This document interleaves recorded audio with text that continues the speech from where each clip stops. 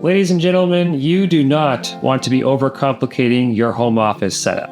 And the very last thing you want to do is invest money in upgrades that ultimately won't help you with your workflow or bring you any personal joy. I get questions every week about my computer, my camera, my gear, my hair product, the food I eat, and I'm going to answer some of those questions in today's video, and we're going to start off with my desk. I built this desk in 2019 at the start of when the lockdowns were happening. This was also at a time when those IKEA butcher block countertop desks were extremely popular if you could find the materials and could afford them. I opted to build this out of 2x6s. I mean, I could make a whole video about the process, but essentially I just took 6 of them, sanded them really nice, glued and screwed them together, did a little bit of wood filler where it was needed, and it's awesome. It's solid, it's rigid. I can stand on here and change my light bulbs. There is a little bit of damage where some of the wear points, but one thing that's nice about solid wood versus particle board is I can very easily just take some stain and touch this up, no problem. I also really like the L shape setup for desks if you're like me and you like multiple monitors. This was just the desk wall to wall, which is 8 feet by 8 feet here. I would have no room on the side of my desk for any notebooks or papers or plants, as you can tell. And a bonus to building things yourself is that you can customize it to you and your space. It would be highly unlikely to find a desk that's 8 feet wall to wall that also perfectly fits below the window as well. Now, also when it comes to building things yourself, let's talk about the computer.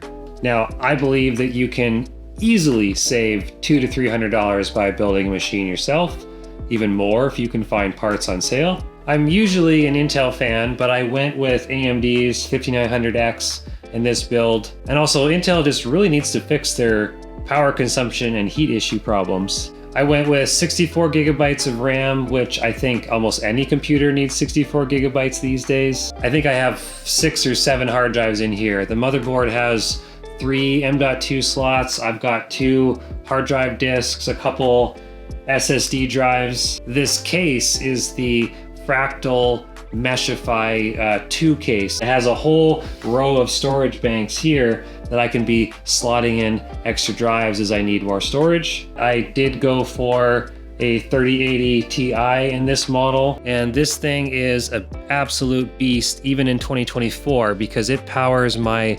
1440p LG Ultra Gear Ultra Wide. This is also 144 Hertz.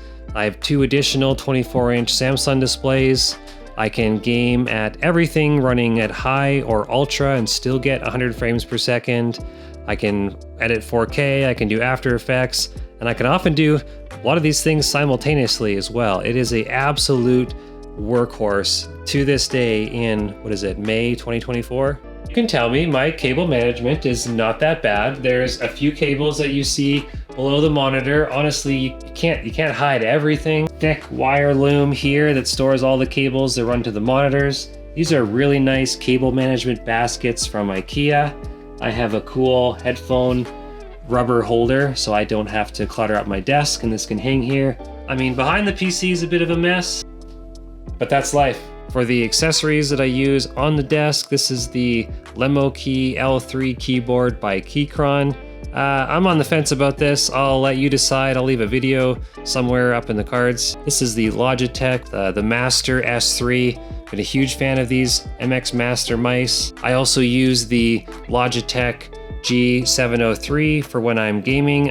I find that there's a really good mental separation from when you're working with a task mouse and then you switch work to start doing your own thing and gaming with a dedicated mouse. My speakers are actually blowing or rattling. This one's taped together and I have a clamp because this one sits here and buzzes. And then there's just a small, I think 4-inch sub I have shoved in the corner behind my PC tower. I always keep water at my desk at all times, and I try to drink at least 2 of these, this 2-liter jugs every single day. Candles are also cozy when it's kind of gloomy and rainy outside. This is the Yeti mic, and to this day, even for client projects, my own work, anytime I need to do a voiceover, I'm still using this mic. I would sure love a Shure SM7B, or they have their SM7DB now with the built-in preamp, but this is still an amazing microphone. I like the Elgato Stream Deck, and I use this for storing prompts for ChatGPT. I've got a Google Meet link ready to go right here. I have a full folder of formatting tools for when I'm building websites. Of course, everything to manage OBS. If you want to see a full video of this, let me know and I'll show you how I configure it. And behind the monitors in each corner, I have two Neewer 10-inch LED panels. These are really nice. They have adjustment knobs on the back for brightness and Kelvin rating. They do take batteries, but I do have them plugged directly into the wall. And I prefer them to be facing the wall and reflecting off the lighter surface rather than having them shine directly in your face. And I think it gives an overall much better light. You can call me crazy, but I think that when you're surrounded by great books and good literature, you can absorb that information as you walk past them every day. When I walk past James Clear's Atomic Habit books, I remember all the good things that I learned from it, and they're subtle reminders of why I read these books in the first place. Over here, I've got a very overdue project. I wanted to build a glorious GMMK2 keyboard.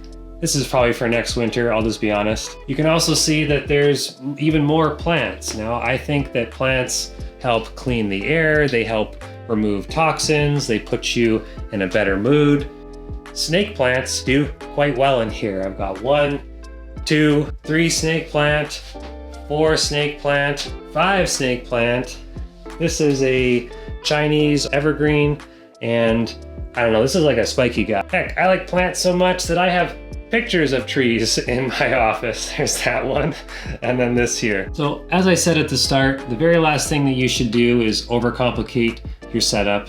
You should be buying the tools and equipment that you need as you need them, and if you can financially afford it, always try to get just a little bit nicer of a model, because I personally believe that spending a couple $100s more might get you a few more months or a few more years of value out of it. That's it for me. Peace.